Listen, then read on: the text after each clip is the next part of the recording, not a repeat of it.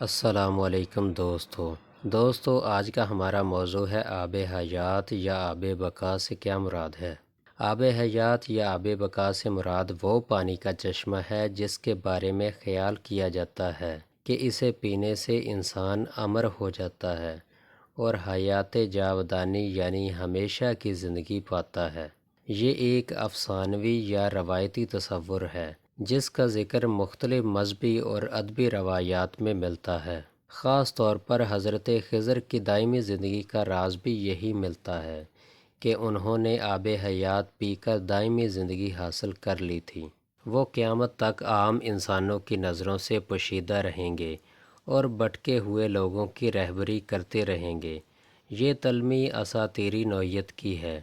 لفظی طور پر آب حیات کا مطلب ہے زندگی کا پانی۔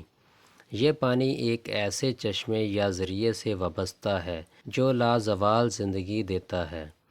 کچھ روایات میں یہ بھی کہا جاتا ہے کہ اس پانی کو پینے سے انسان ہمیشہ جوان رہتا ہے، جبکہ کچھ روایات میں صرف موت سے نجات کا ذریعہ ہے۔ لہٰذا آب حیات کا تصور ایک افسانوی پانی کے طور پر ابدی زندگی سے وابستہ ہے۔ آب حیات کے مختلف ناموں میں آب بقا، آب خضر، آب زندگانی اور امرت شامل ہیں۔